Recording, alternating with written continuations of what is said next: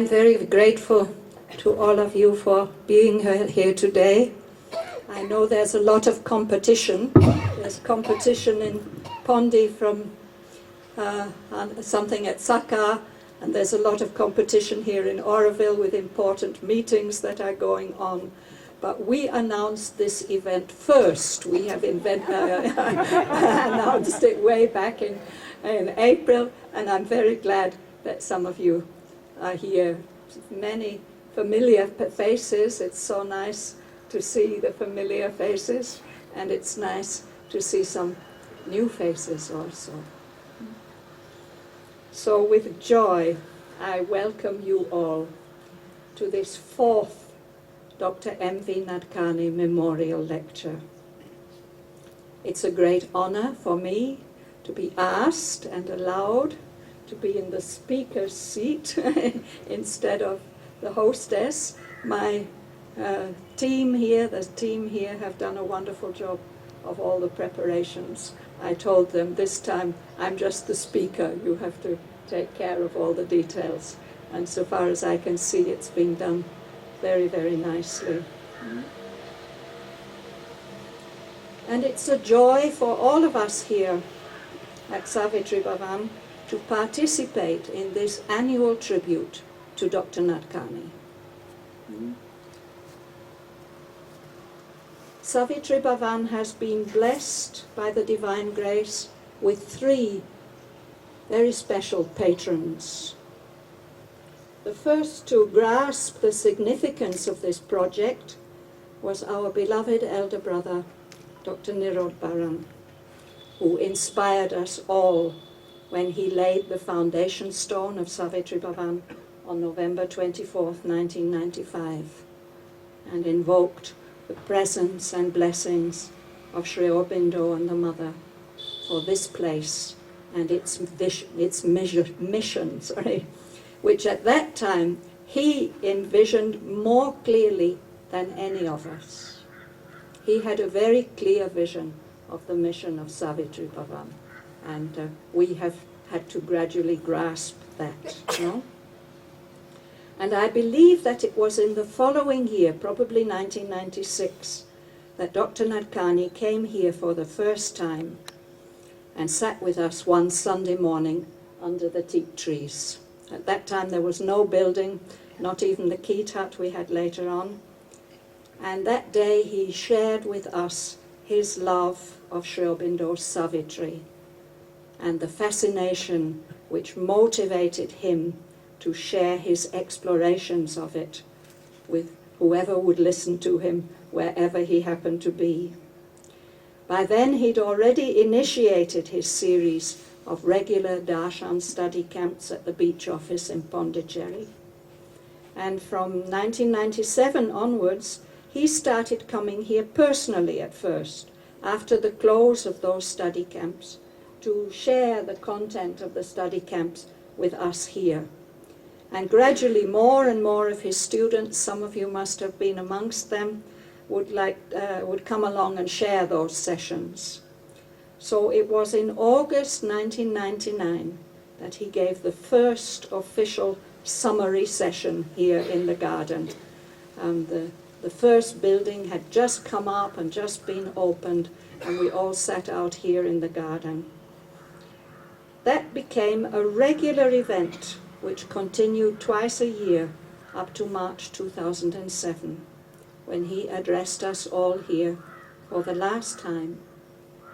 And he sat here where I'm sitting now and inaugurated the use of this amphitheatre. It was the very first time that we used it. So today again we are here to commemorate those happy occasions and to express our gratitude to that great Savitri lover who gathered us all together here for what he regarded as sacred yajnas, consecrated worship of the mantric epic through reverential study, attempting to draw ever deeper towards the mystic kernel of the Master's revelations.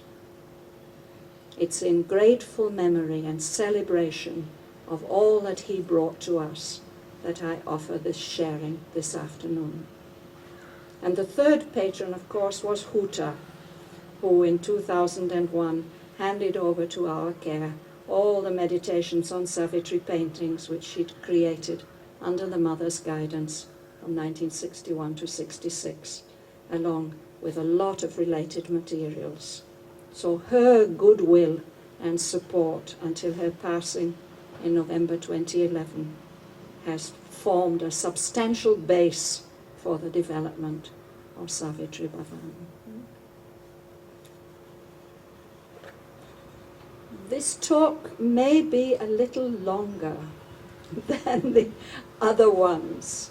Dr. Nadkarni was a professional and he stuck strictly to the academic hour, which is only 45 minutes. And Dr. Alok last time spoke for a little longer. I may have been a little over-ambitious in the scope of what I felt inspired to share with you of my own explorations in this never-ending ocean of gems, which is Savitri. So that's why we set the starting time a little earlier, so that all of you can be sure of reaching Pondicherry by 6 p.m. without any problem. I've subtitled this talk, Part 1 of Savitri. This is the part of the poem which Sri Aurobindo spent most time on composing and revising. And it underwent a huge enlargement from 1937 to 1944.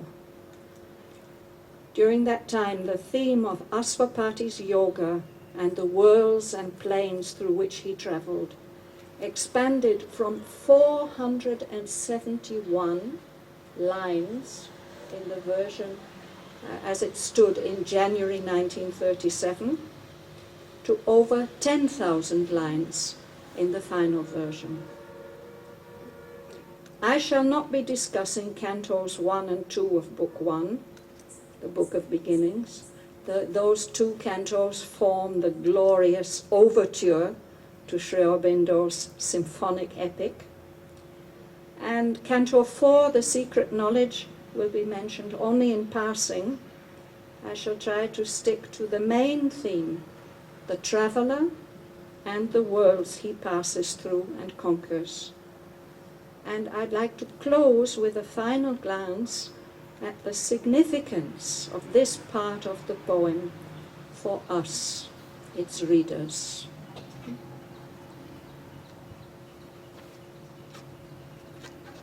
So, the traveler, Asvapati. Who is this traveler? I'm sure you're all familiar with the author's note, Sri Aurobindo's author's note, where he says that Asvapati, the lord of the horse, Savitri's human father, is the lord of tapasya, the concentrated energy of spiritual endeavor that helps us to rise from the mortal to the immortal plane. That is his role. And of course he mentions in the same note that the characters in the poem are not personified qualities, but incarnations or emanations of living and conscious forces with whom we can enter into concrete touch. And they take human bodies in order to help man and show him the way from his mortal state to a divine consciousness and immortal life. When Sri Aurobindo introduces Asvapati in the poem, he calls him one in the front of the immemorial quest, a leader, a thinker and toiler in the ideal's air, a colonist from immortality. And Mother has made a very interesting comment on these lines and the following ones. I've cut all my quotations very short, otherwise we could be here all night. No, I wanted to make long quotations. Mother has said, "This is the description of the one through whom Savitri was born."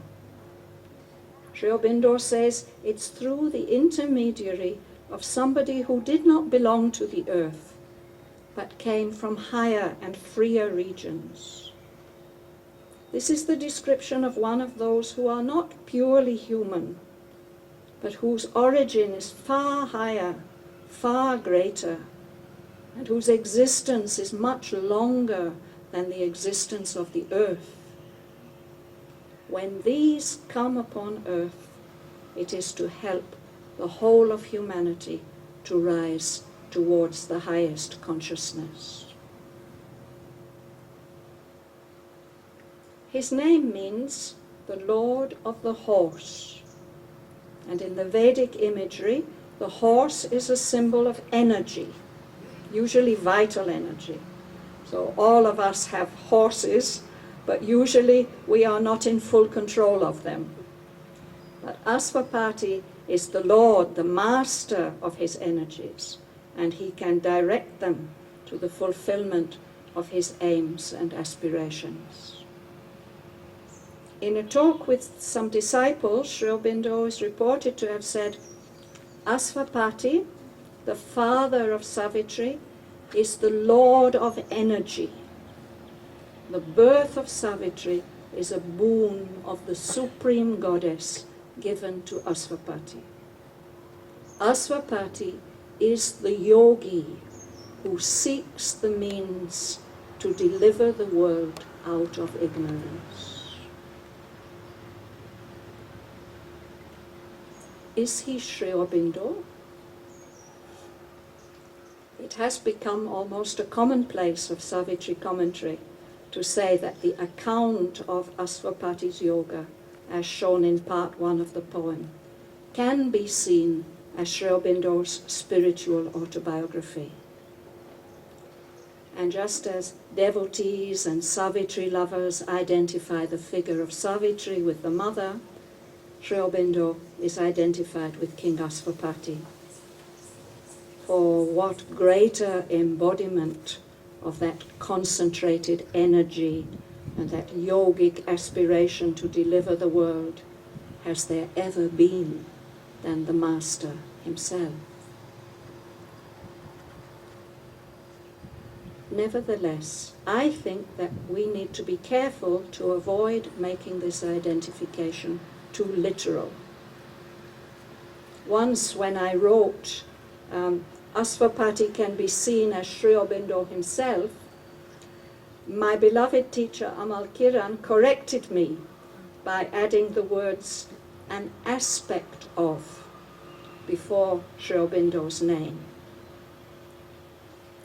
Undoubtedly, the yoga of Asvapati must be based on and authenticated by Sri Aurobindo's own experiences, as also on experiences of the mother.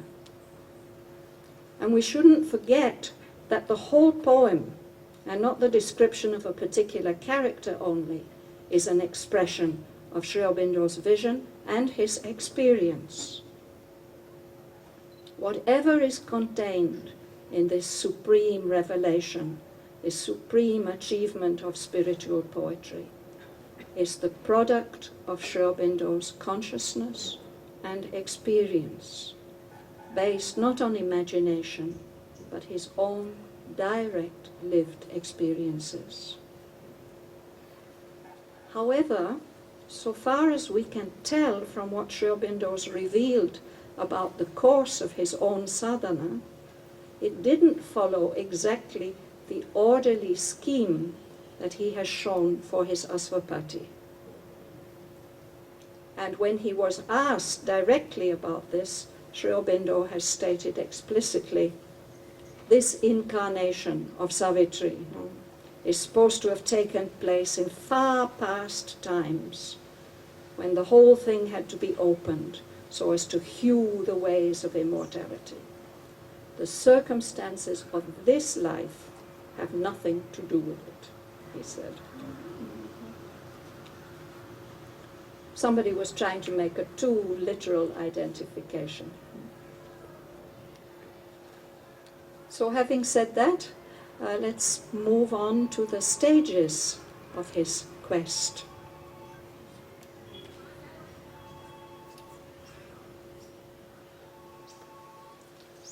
In the Mahabharata telling of the legend of Shraddhavan and Savitri, Savitri's father, King Asvapati, is said to have worshipped the goddess Savitri for 18 years, praying for 100 sons.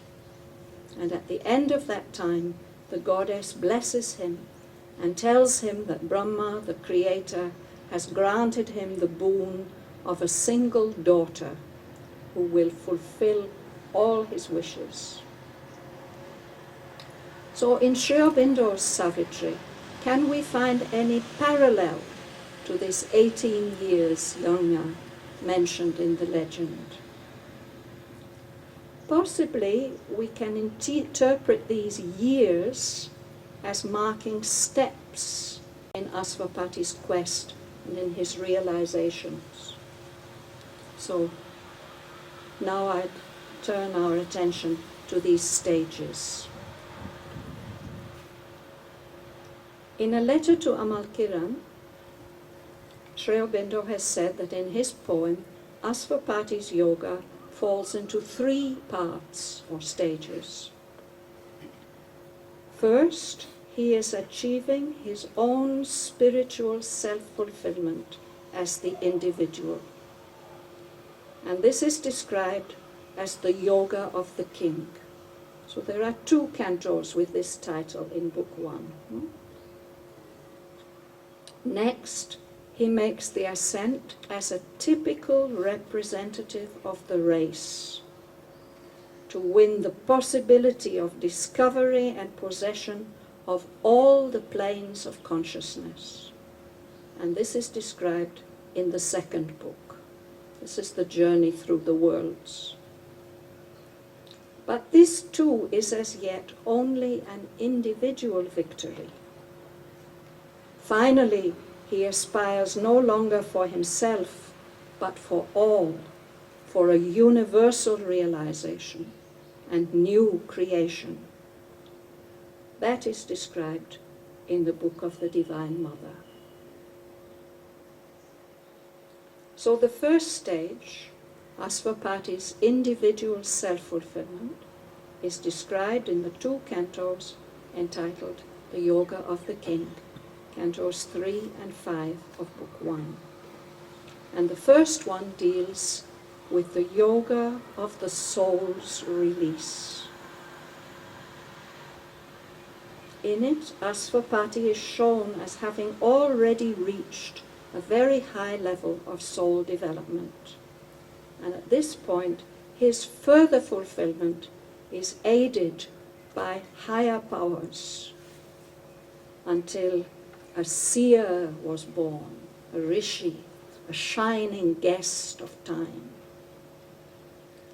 And the rest of the canto narrates how the powers of wisdom, inspiration, intuition, discrimination, illumine and transfigure this great yogi, bringing about a first transformation of his nature, his soul's release from ignorance, his mind and body's first spiritual change.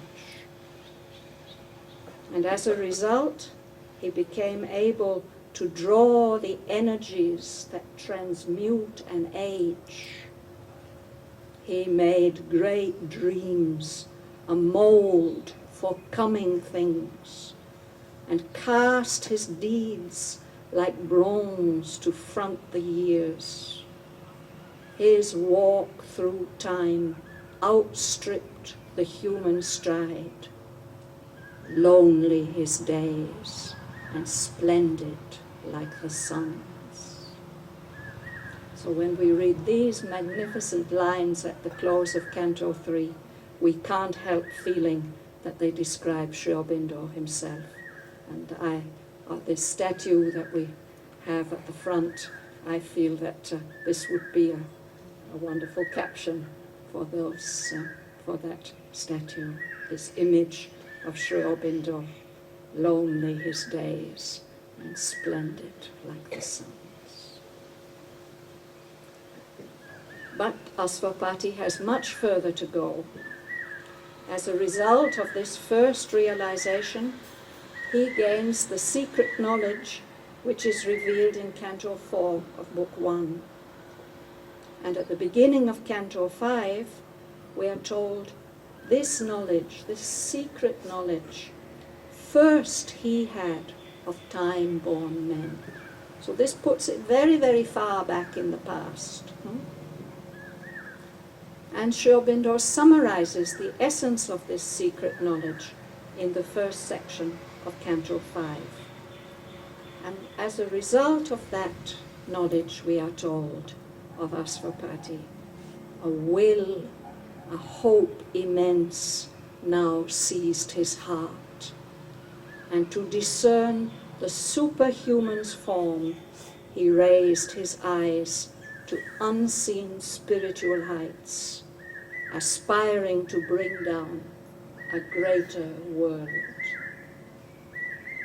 This is the motivation which uplifts Asvapati throughout the rest of his quest, right up to the end of Book 3.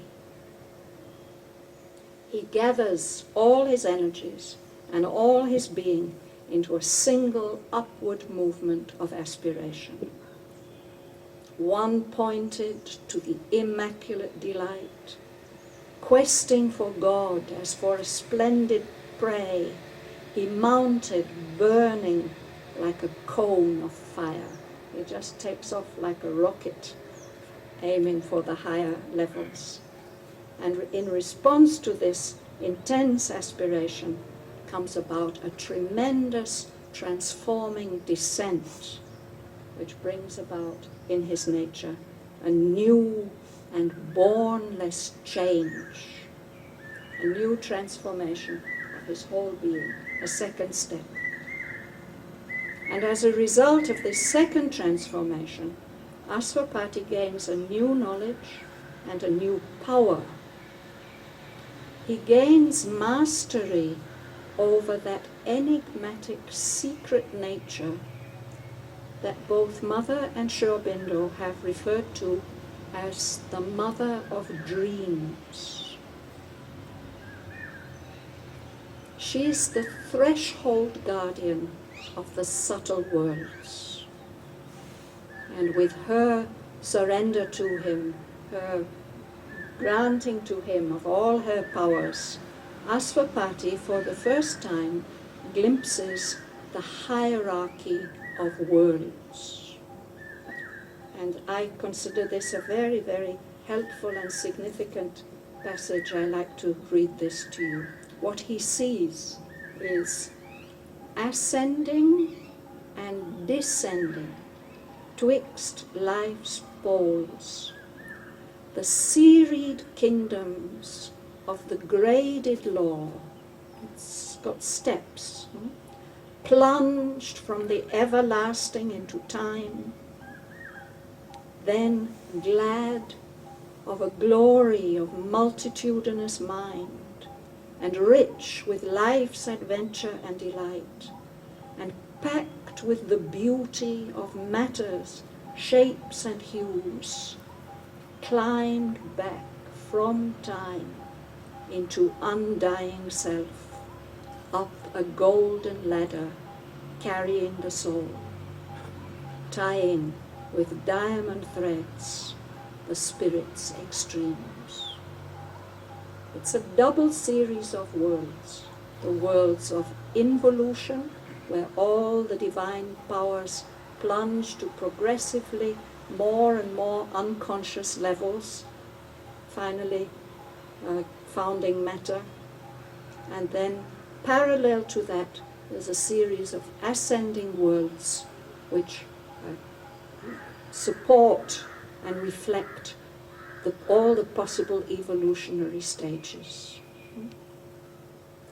So Asvapati is able to enter those subtle realms and start on his exploration of this hierarchy of the worlds.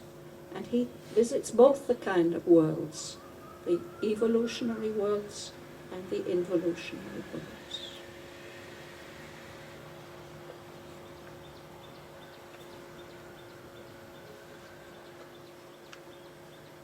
So Sri Aurobindo outlined his plan and intention for what has now become Book 2 in some notes that he wrote to Amal Kiran in 1937 and 1938. There he mentions there's a long passage describing Asvapati's progress through the subtle physical, vital and mental worlds towards the overmind. It is the realization of Godhead with which it will end. This long passage became the 15 cantos of Book 2.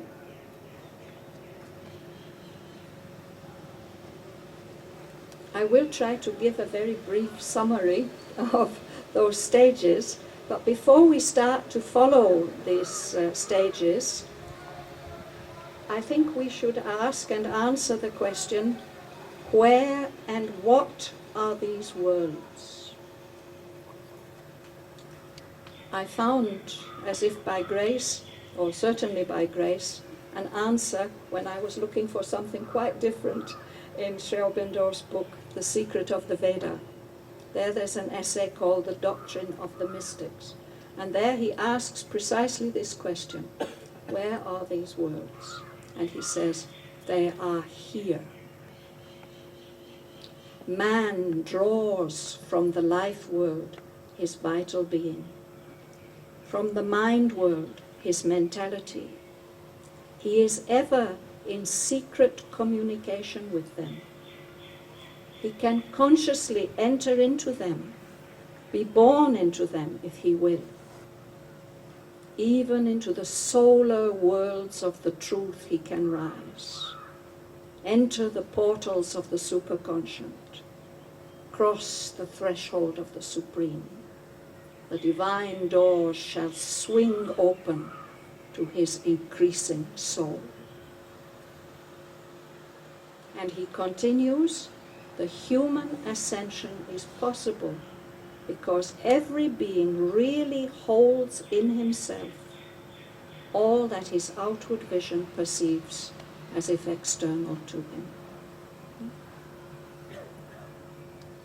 This material life and our narrowly limited consciousness of the physical world are far from being the sole experience permitted to man. If maternal earth bore him and retains him in her arms, yet is heaven also one of his parents. So we are material beings. Earth is our mother.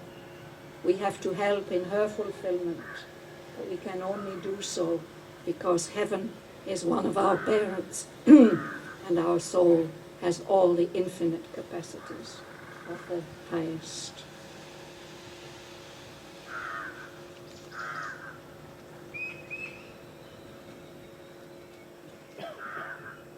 So let us now attempt to follow the stages of this journey, although it will be in a very brief and summary fashion.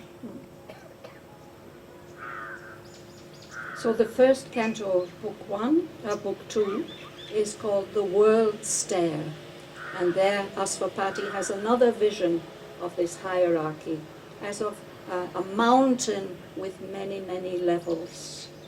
And he tells us, planted on earth, it holds in it all realms.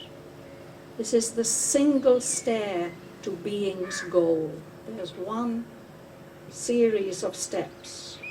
Its steps are paces of the soul's return from the deep adventure of material birth, a ladder of delivering ascent and rungs that nature climbs to deity. That's the evolutionary process. And then he tells us that all these planes have been created as the result of the wide and prone leap of a Godhead's fall. The great world mother, by her sacrifice, has made her soul the body of our state. It's difficult for us to believe and to realize that this could be the soul of the mother herself. But he tells us our earth is a fragment and a residue. Her power is packed with the stuff of greater worlds. So all that is within us. So there in that first canto he tells us something about the real nature of our material world, about the mystery of it. Then the next canto, the kingdom of subtle matter. That's the next step above earth. This is also a world of forms, like our gross material world, but subtler and lovelier forms. And he says there, matter and soul can meet in conscious union. We always feel a division between our physical body and our diviner parts, but that is not necessary in the world of subtle matter. That realm contains the ideal templates of all forms and events here, and that realm provides the soul with the material of all its subtler bodies. We have subtle bodies that correspond to all the levels, and when our soul comes back into the material world, it puts on one by one all these subtle bodies, and it comes back finally into the physical body. He says of that world, out of its fall, out of its lowest levels, our denser matter came. Those lovelier forms can be a danger for those who enter there without sufficient purity and discrimination, because it cares only for beauty. It lends beauty to the terror of the gulfs and fascinating eyes to perilous gods, invests with grace the demon and the snake. So this world cannot retain Aswapati long. He moves on. He left that fine material paradise. His destiny lay beyond, in larger space. So the next level is the life worlds. They are of tremendous importance for us, and Aswapati's exploration of them covers 7 cantos of Book 2, cantos 3 to 9. More than half the lines of the whole of Book 2 are concerned with the life worlds. Because here in these worlds lie the origin and the remedy of the appalling problems of falsehood and error, wrong and evil that face us so poignantly in the world. And because of the difficulties that life presents us with, many spiritual disciplines encourage us to turn away from life. But that is not Sri Aurobindo's view. He says that life in its origin is a divine power and a great goddess. Pure and bright from the timeless was her birth. Her moods are faces of the infinite. Beauty and happiness are her native right, and endless bliss is her eternal home. Asvapati is able to see the glorious kingdoms of griefless life in all their blissful variety and power. But he's not able to enter there, because a darker air encircled still his soul. Too near to suffering worlds his nature lived, because he's still a human being. A dire duality is our way to be. How has this situation come about? The gracious, great-winged angel of life has poured out all her beauty and creative joy onto this world of matter. But all these gifts have been swallowed up in the darkness and inertia of the inconscient. Life here is a prisoner of matter. How can it ever become the divine life it is intended to be? That is the problem Asvapati has set out to solve, and to do so he has to go down into the depths. For so only could he know the obscure cause of all that holds us back and baffles God in the jail delivery of the imprisoned soul. Our souls are as if imprisoned, and matter is always holding us back. So, after exploring the evolutionary kingdoms and godheads of the little life and the involutionary worlds of the greater life, he has to descend into the night of falsehood and evil and face all the terrors and threats, swallowed up in all the horrors of hell, where his only sunlight was his spirit's flame. But he was able to meet with his bare spirit naked hell, and then he could see the hidden heart of night. And there, in the last locked subconscious floor, he saw the secret key of nature's change. And this brings about again another transformation in his nature. His whole life part gets divinized. Life beat pure in the corporeal frame, in the body. Night opened and vanished like a gulf of dream. Division ceased to be, for God was there. The soul lit the conscious body with its ray. Matter and spirit mingled and were one. And suddenly, without making any effort at all, he is cast up into the paradise of the life gods. At last, he's found the way to enter those kingdoms of the griefless life. And there he's healed of all those terrible wounds. The rapture that the gods sustain, he bore. Immortality captured time and carried life. So this is a tremendously important realization, but the journey doesn't end there. Asvapati is not seeking personal liberation, but the way to transform earth life into the life divine. That's how he set out.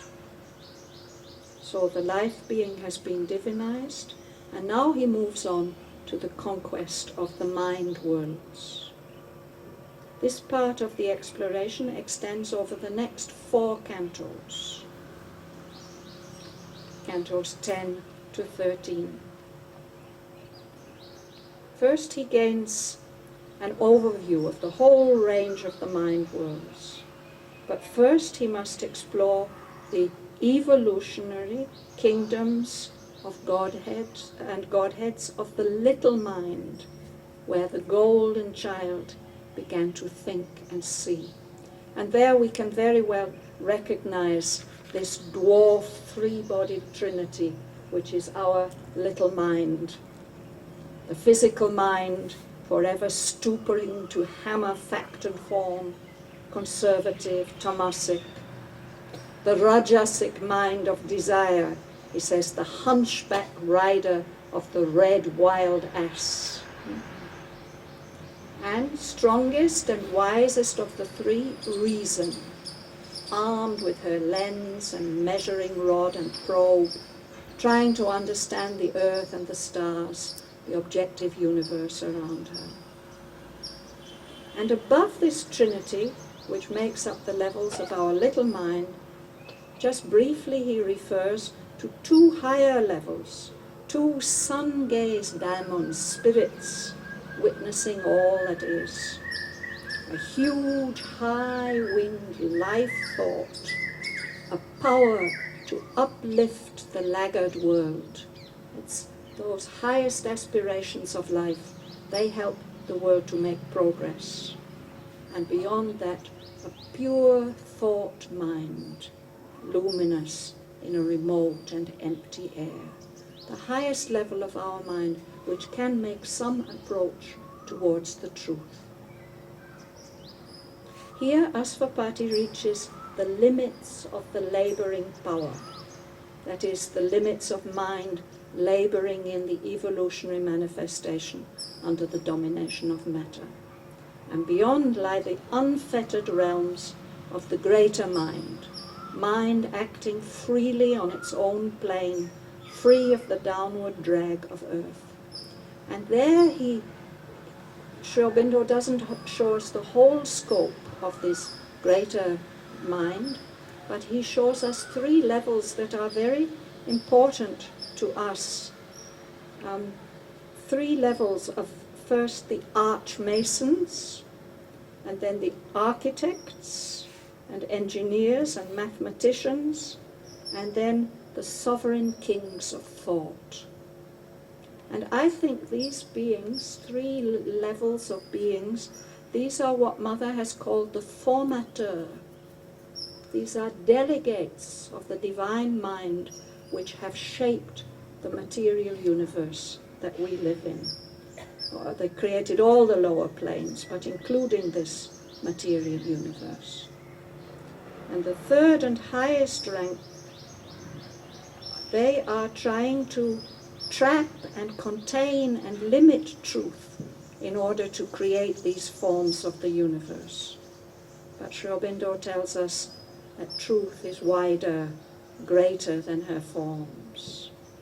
She remains herself and infinite. She can't be limited by this defining power of mind. So Asvapati moves on further to the heavens of the ideal. It's quite a short and mysterious canto, but it appeals to many people because of the beautiful imagery. Ideals are our guiding stars, pointing us to higher realities, higher possibilities, uplifting and refining our senses, our thoughts, our will. So he sees these different levels, ascending series of heavens representing the ideal worlds. And they, on either side of this stair, the heavens of the ideal mind were seen. The lovely kingdoms of the deathless rose, and on the other, the mighty kingdoms of the deathless flame.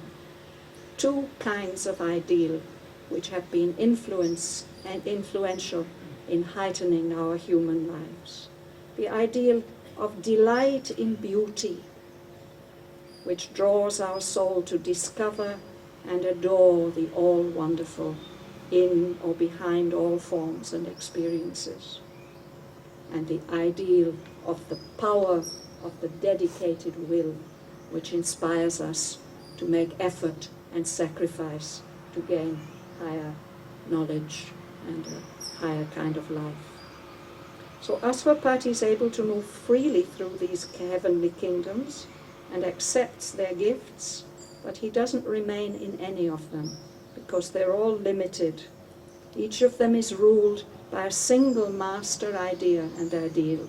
Each of them presents itself as the heart of the meaning of the universe, perfection's key, passport to paradise.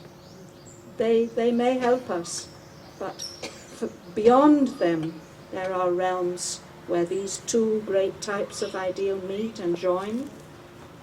And beyond that, there's even a level where all high and beautiful and desirable powers become a single multitudinous whole. In the truth world, all apparently opposing or contradictory ideals are harmonized in oneness.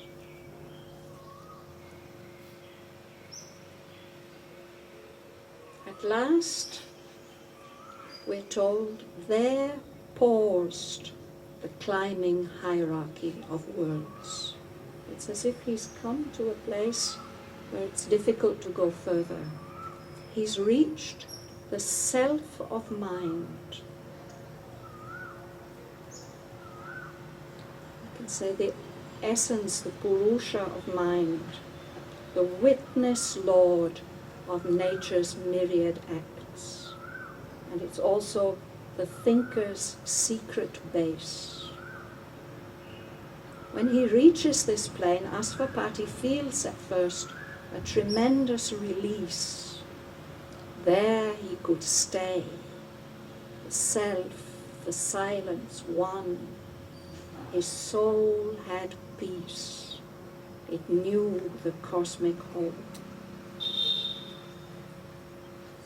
The experience of the self is a great realization, a liberation, a form of moksha.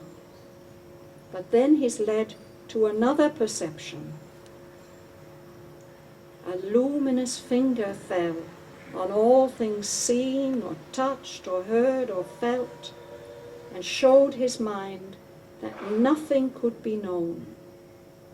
It smote at the very roots of thought and sense. Thought and sense, the senses which give us data about the world around us, and thought which organizes and interprets that data, these are the fundamental tools of mind.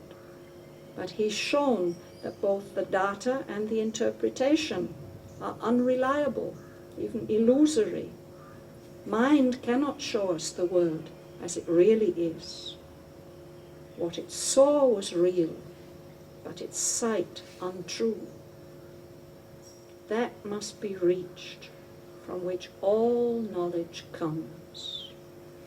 A greater spirit than the self of mind must answer to the questioning of his soul.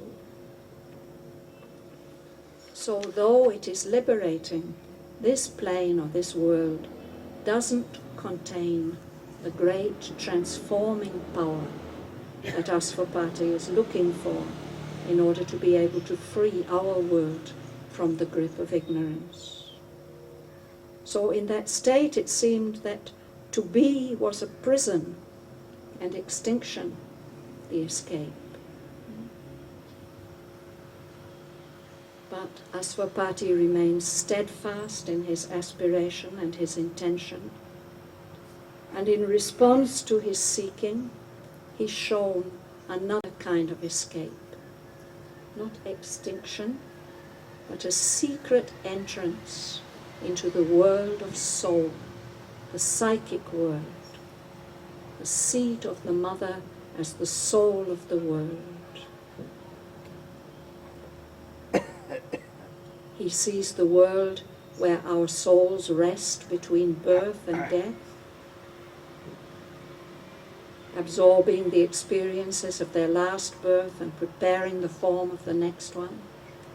But then he's led on towards the source of all things human and divine.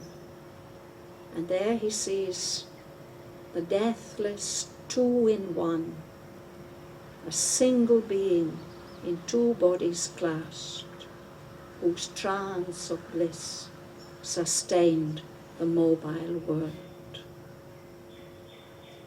And behind them, in a morning dusk, one stood who brought them forth from the unknowable. The sole, omnipotent goddess, ever veiled, of whom the world is the inscrutable mass. Asvapati recognizes her as the one he has been worshipping and longing for, and the power who can grant his prayer.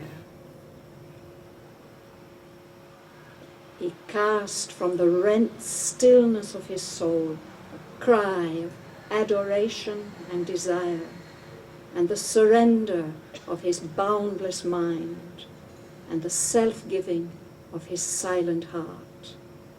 He fell down at her feet, unconscious, prone.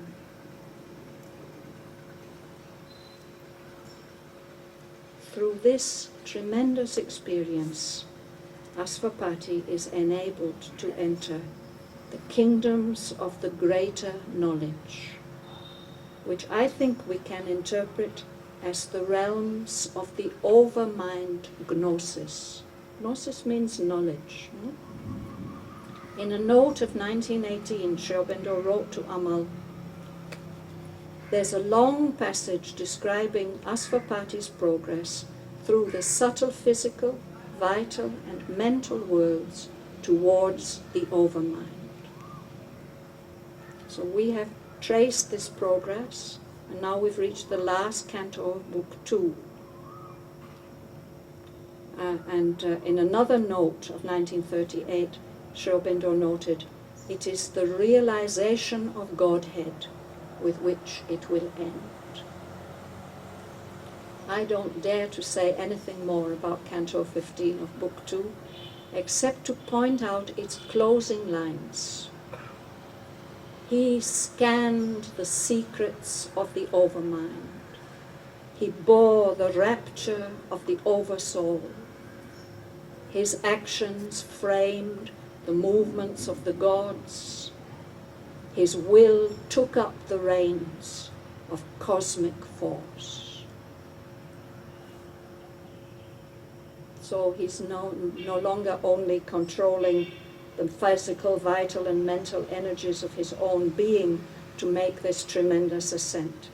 He's now become the master of the cosmic energies imaged in the Brihadaranyaka Upanishad as Dadikravan, the mighty horse of the universe.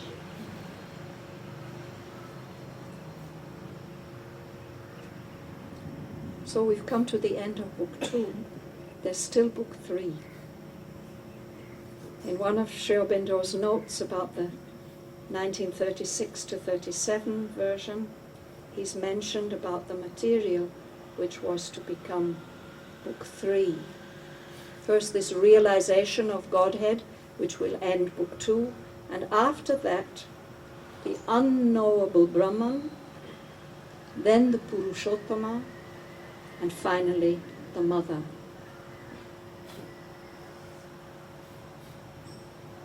These three great states or realizations with which Sri Aurobindo evidently planned to culminate that material which eventually expanded to become the present Part 1 of Savitri.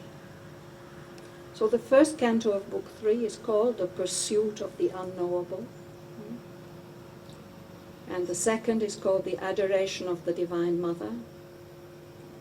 The fourth, The Vision and the Boon, is devoted to the long colloquy between the Supreme Mother and Asvapati, which concludes with her granting the boon of the birth of Savitri as an emanation of herself to fulfill Asvapati's aspiration of transformation for earth and men. So where, if anywhere, do we find the Purushottama, and who or what is this Supreme Person?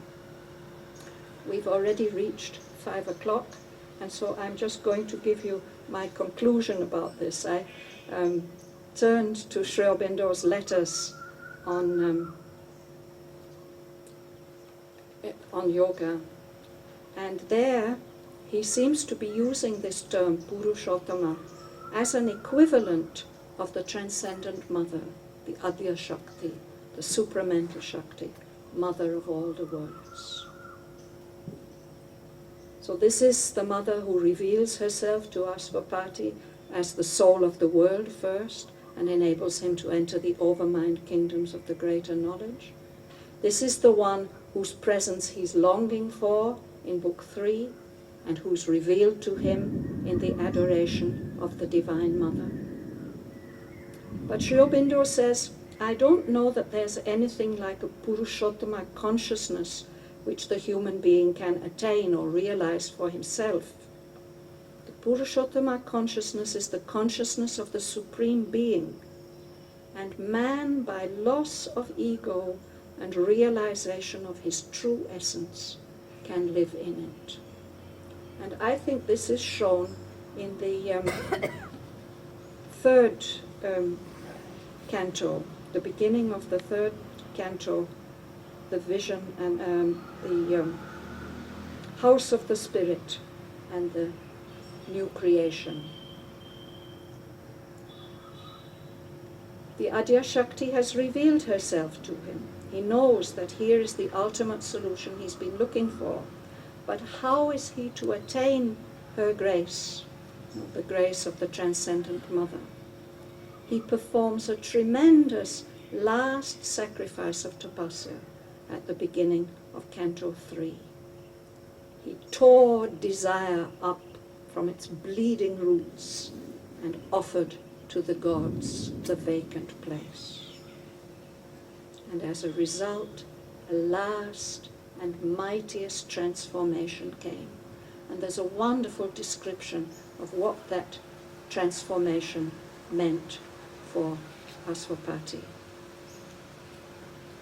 So I think that that's a description of Asvapati realizing himself as an eternal portion of the Purushottama and living in the Purushottama.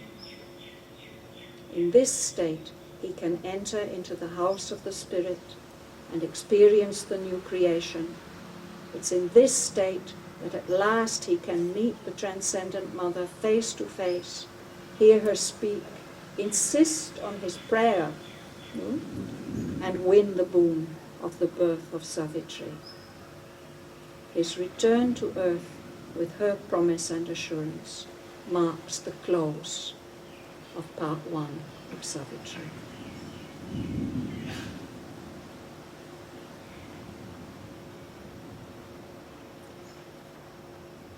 So this part 1 of Savitri I mentioned at the beginning, it's the part on which Sri Aurobindo spent the most time.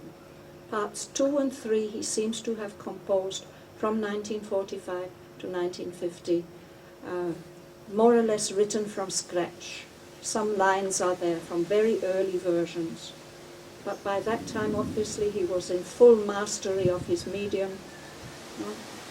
But what has inspired Sri Aurobindo to expend all this time and concentration on the theme of Asvapati's quest, which did not form part of the original plan of the poem?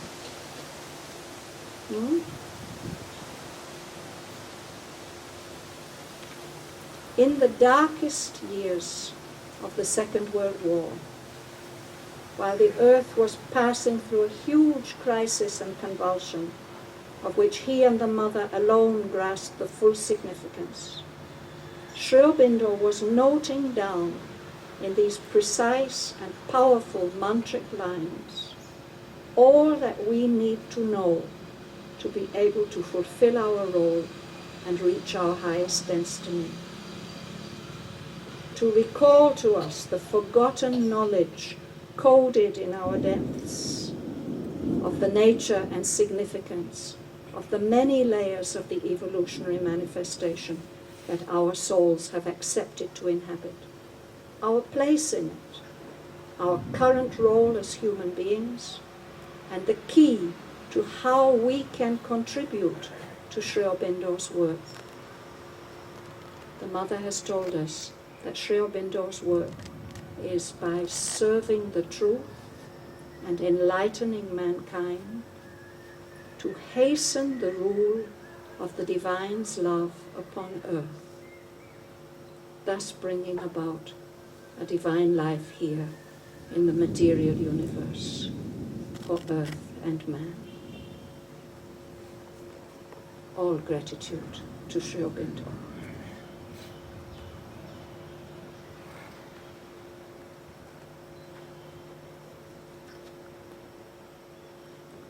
Are we going to get a blessing of rain?